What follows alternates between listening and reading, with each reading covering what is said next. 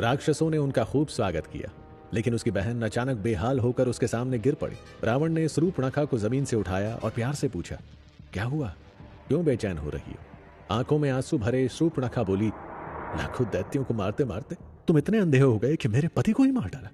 तुम्हारी वजह से मुझे विधवा की जिंदगी जीनी पड़ रही है। अब तो मेरे भाई नहीं रहे, तुमने मेरी जिंदगी खराब कर दी। रावण ने अपनी बहन को गले लगाकर कहा, धीरज रख बहन, लड़ाई में मैं अपने पराये का अंतर नहीं समझ पाया। तेरा पति गलती से मेरे हाथों मारा गया। अब तू अपने धनवान और वैभवशाली भाइयों खर और दूषण के साथ जाकर रहे। तेरे वो भाई अब से 14,000 राक्षसों के मालिक होंगे और तू जो भी कहेगी वो करेंगे। तो उनके साथ जाकर सुख से रहे। फिर रावण के दोनों मौसेरे भाई खर और दूषण शूर्पणखा को साथ लेकर दंडक नाम के वन में जाकर बस गए। इस तरह अपनी बहन के सुख का इंतजाम करके रावण को थोड़ी राहत मिली। वहीं लंका आने के बाद उन सभी दुखी महिलाओं ने रावण को श्राप दिया कि तू एक स्त्री की वजह से ही मारा जाएगा। इस श्राप के असर से रावण की वीरता कम होने लगी और उसके चेहरे का तेज भी धीरे धीरे खत्म होता जा रहा था।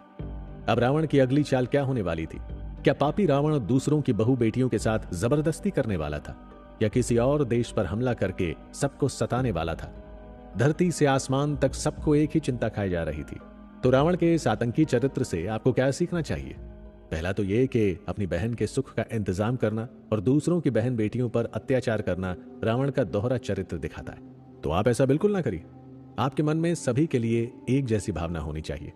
दूसरा ये कि सब कुछ पा लेने के जुनून में जैसे रावण ने अपने सुखों की हत्या कर दी थी, वैसा आपको नहीं करना है। सोने की लंका का राजा होकर भी रावण उसका सुख कभी नहीं ले पाया।